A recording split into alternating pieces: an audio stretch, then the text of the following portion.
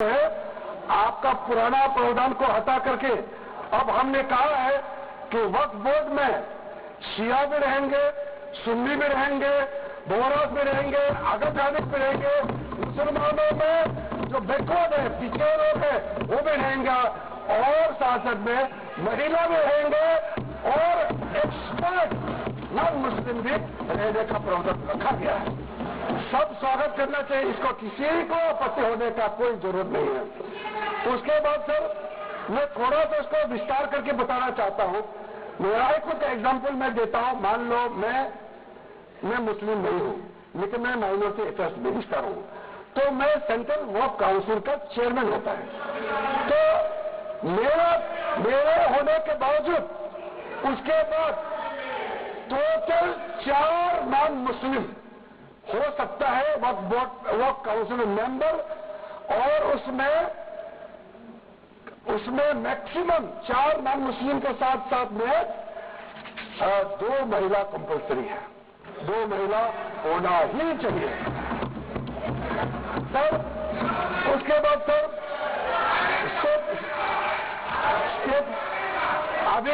अभी आप पूरा वक्त देख लीजिए, महिला कहाँ है? महिला को भी रखा ही है, वो सिर्फ बातें करते हैं। सर 22 सर मैं स्पेसिफिक बताना चाहता हूं।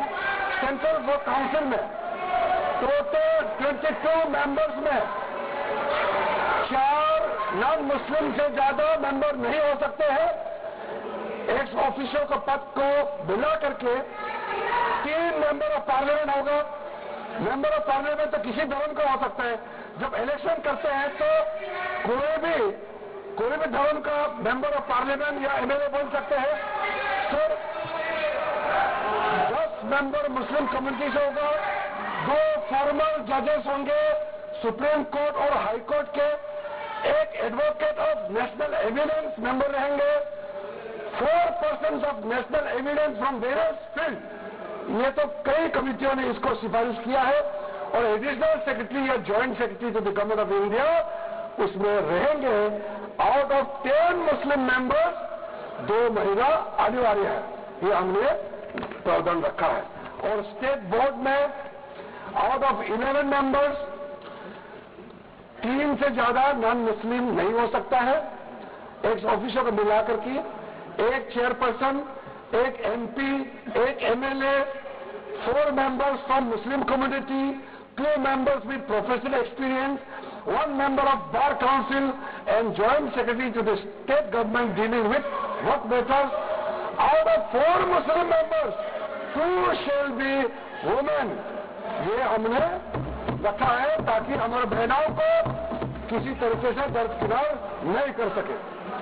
वह एक शर्त हमने जो नया प्रावधान रखा है उसमें जितना भी जो आर्बिट्रेरी प्रोविजन जो जरूरी नहीं था उसको हमने सामान्य रूप से देश में और जितना कानून है उसको मिलाते हुए, मुख्य रूप से ट्रांसपेरेंसी इन वक्फ मैनेजमेंट, सर्वे को अपडेट करने के लिए जो पहले इनसफिशिएंट प्रोविजन था, इसमें वक्फ लैंड रिकॉर्ड्स वगैरह में महिलाओं का इनहेरिटेंस राइट, बच्चों का राइट, और साथ साथ में कई हजारों केसेस पेंडिंग है ट्राइब्यूनल और कोर्ट्स में, उसको सेटल करने के लिए जो आज लगभग 10,000 से भी ज्यादा केसेस जो पेंडिंग था, और कुछ सालों के अंदर में 13 से 30,000 तक 30,000 केसेस पेंडिंग हो चुके हैं, उसको सरलता से सुलह करने के लिए हमने रास्ता खोजा है।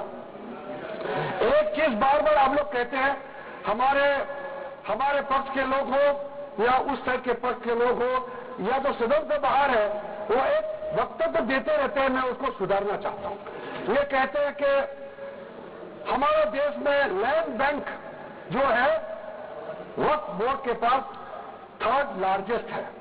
पहला रेलवे, इंडियन रेलवे, फिर इंडियन आर्मी मतलब इंडियन डिफेंस का, और फिर कहता है वक्फ बोर्ड के पास जमीन है। मैं उसको सुधारना चाहता हूं। सर आप भी तो ट्रेन में चलते हैं, हम लोग भी ट्रेन में चलते हैं, हजारों किलोमीटर ट्रेन का पटरी लगा हुआ है, स्टेशन बना हुआ है, वो ट्रेन का पत्ती लगा हुआ वो रेलवे का प्रॉपर्टी थोड़ी है, ये तो देश का प्रॉपर्टी है। हम लोग सब चलते हैं उसमें। इसका आप कैसे लगा सकते हैं कि रेलवे का पास इतना है, वो बोट का पास इतना है? वो देश का प्रॉपर्टी है। हमारा डिफेंस के पास कहता है कि सेकंड लार्जेस्ट है। डिफेंस के पास जो भी ले जाओ ट्रेनिंग करता है, जाओ वो रहता है, या बॉर्डर एरिया में जितना डिफेंस रेट है वो देश का रक्षा के लिए है। उसको आप कैसे वो प्रॉपर्टी के साथ आप तुलना कर सकते हैं? वर्क प्रॉपर्टी प्राइवेट प्रॉपर्टी होता है सर। तो इसलिए दुनिया में सबसे ज्यादा वर्क प्रॉपर्टी हिंदुस्तान में है। सिर्फ हमारा देश में ही नहीं, दुनिया का सबसे बड़ा और सबसे ज्यादा वर्क प्रॉपर्टी हिंदुस्तान में है। तो फिर ये क्यों है 60 साल तक आप सरकार में रहे हैं, हमारे देश में मुसलमान इतना गरीब क्यों है? जब दुनिया का सबसे ज्यादा वर्क प्रॉपर्टी हमारे देश में है, तो हमारे गरीब मुसलमानों का पढ़ाई के लिए, मेडिकल ट्रीटमेंट के लिए, स्किलिंग के लिए, इनकम जनरेशन के लिए क्यों काम नहीं हुआ आज तक बताइए? ये दुनिया का सबसे बड़ा वर्क प्रॉपर्टी अगर हिंदुस्तान में है, तो उस प्रॉपर्टी से गरीबों का उत्थान के लिए, लोगों का भला के लिए अगर ये सरकार नरेंद्र मोदी जी के नेतृत्व में गरीब मुसलमानों के लिए काम कर रहा है, तो इसमें आपत्ति क्यों आना चाहिए? आप बताइए। इसलिए सर इसको धर्म जाति से बाहर उतर करके सबको सीधा अपने दिल से पूछ करके आप सोच के देखिए कि आप जो लोग आज इस बिल को विरोध कर रहे हैं, आज 1 साल 2 साल नहीं, सदियों तक हमारा देश उसको याद रखेगा कौन इस बिल को समर्थन कर रहा है, कौन इस बिल को विरोध कर रहा है। आज चंद वोट के लिए, सत्ता के लिए हमारे मुसलमानों को आपने 70 साल से ज्यादा वोट बैंक बना करके गुमराह किया है। कितना और गुमराह करना चाहते हैं? अब हमारा देश में वोट बैंक का राजनीति नहीं चलेगा। इसलिए मैं कहना चाहता हूं, जब हमारे देश में इतना वर्क प्रॉपर्टी है तो इसको हम बेकार में पड़ा रहने नहीं दिया जा सकता है। गरीब मुसलमानों के लिए, आम मुसलमानों के लिए इस्तेमाल करना ही पड़ेगा। उसके लिए आज ये वक्त संशोधन बिल जरूरत है। अध्यक्ष महोदय जी, हमारे अपने वामसी पोर्टल में, हमारे मंत्रालय के वामसी पोर्टल में हमने रिकॉर्ड देखा है। सचर कमेटी जो आपने बनाया 2006 में, उन्होंने भी ये बारे में काफी डिटेल में जिक्र किया हुआ है। सर 2006 में 4.9 लाख वर्क प्रॉपर्टी था और उसका इनकम कितना था मैं बता दो आंकड़ा सर, आप कहेंगे 4.9 लाख वर्क प्रॉपर्टी में टोटल इनकम था 163 करोड़। 163 करोड़। और आपने 2013 में बदलाव करने के बाद आज इनकम कितना बढ़ा है वो भी मैं बता देता हूँ। जरूर हो गया 166 करोड़। 3 करोड़ बढ़ा है। कैसे मंजूर कर सकता है हमने इस महान सदन में बैठ करके? अगर इतने 10 सालों के बाद भी दुनिया का सबसे ज्यादा प्रॉपर्टी का टोटल इनकम जनरेशन 3 करोड़ बढ़ता है, तो ये हम कभी मंजूर नहीं कर सकता। इसलिए उस समय कहा गया था, मैं अभी का नहीं बता रहा हूं, सचर कमेटी समय में भी कहा गया है कि अगर थोड़ा सा एफिशिएंटली मैनेज करता तो 12,000 करोड़ पर ईयर तो उसी समय जनरेट हो जाना चाहिए था नॉर्मल मार्केट रेट से। और 12,000 करोड़ अगर वो प्रॉपर्टी से रेवेन्यू जनरेशन करता है, कितना लाखों करोड़ों मुसलमानों को फायदा होगा, आप सोच के देखिए। इसलिए सर आप लोग भी, मैं अनुरोध करता हूं कि आप लोग भी वक्त के बारे में जानना था, हमारा वामसी पोर्टल को क्लिक करके आप लोग देखिए। सर आज वो 4.9 लाख से बढ़ करके टोटल वक्त प्रॉपर्टी बन गया है 8.72 लाख। हमारा देश में वक्त प्रॉपर्टी बन गया है।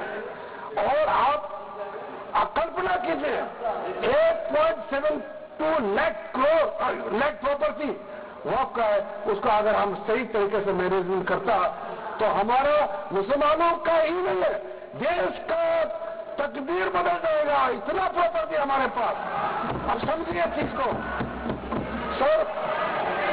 मैंने अभी कई राज्यों का दौरा किया, अध्यक्ष महोदय, मैंने कई राज्यों का दौरा किया। मैं एक एग्जाम्पल आपको जरूर देना चाहूंगा। मैं बहुत इंप्रेस हो गया जब मैं पिछली बार जम्मू कश्मीर गई। जम्मू कश्मीर में हमारा नई वहां वक्फ बोर्ड का चेयरपर्सन बनी और मैंने पूछा कि आप जब वक्फ बोर्ड का चेयरमैन बनी तो उसमें क्या हालत थी और आज क्या हालत है। उन्होंने बोला कि सर, जब उन्होंने पदभार संभाली तो उसमें कोई इनकम का, कोई व्यवस्था का, रिकॉर्ड का ठीक ठाक कुछ भी नहीं था और उन्होंने आने के बाद 40 करोड़ रेवेन्यू इनकम उन्होंने जनरेट करना शुरू किया, मुझे बताया।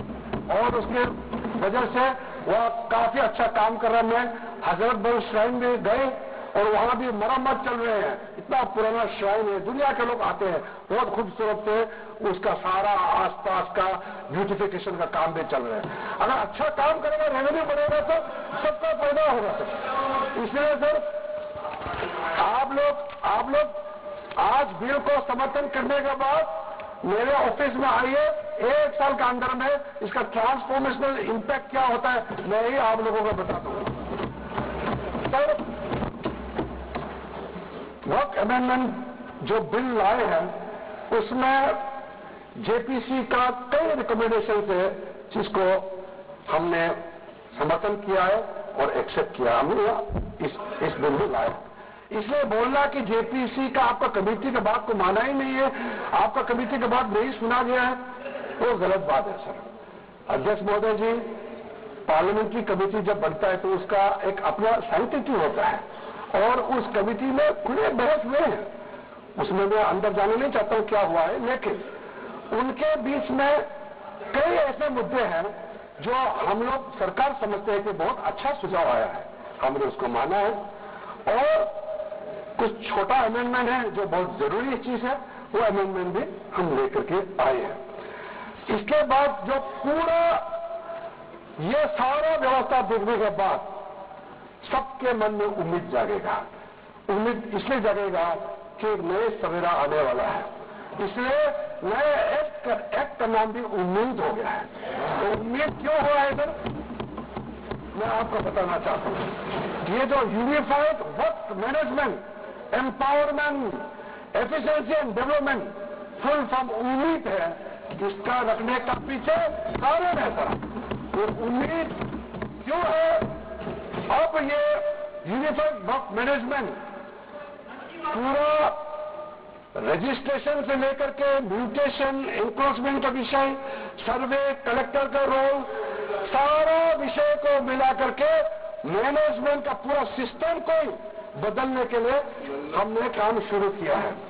उसके बाद एम्पावरमेंट, कैसे एम्पावरमेंट आने वाला है, मैंने पहले भी जिक्र किया। मुसलमानों में भी जो शियात है, सुन्नीस है, बोरास, अकाली, पसमानदा मुस्लिम है जिसको बेपत माना जाता है, और विशेष करके महिलाएं और बच्चों के लिए जो हमने प्रावधान रखा है, तो ये मुसलमान का कम्युनिटी के अंदर में इतना जोरदार स्वागत हो रहा है। अध्यक्ष महोदय, यहां में कुछ मेंबर विरोध जरूर कर रहे हैं, लेकिन मैं कुछ मेंबर को मेरे घर में मैं न्योता देना चाहता हूं। और जो मुस्लिम डेलीगेशन मेरे घर में आ रहे हैं, स्वागत कर रहे हैं इस बिल को, उसका भी नजारा आप लोग देख लीजिए। आपका सोच बदल जाएगा। आपको नहीं मालूम मुसलमानों में कितना भयंकर समर्थन कर रहा है इस बिल को लेकर के, आप लोग मालूम ही नहीं करेंगे। अंदर में गरीब मुसलमानों का तो संदेश बार बार आ रहा है कि जल्दी पास कीजिए इस बिल को। इसलिए आप लोग संदेह में मत रहिए। एफिशिएंसी को हमने बढ़ाने का काम किया है।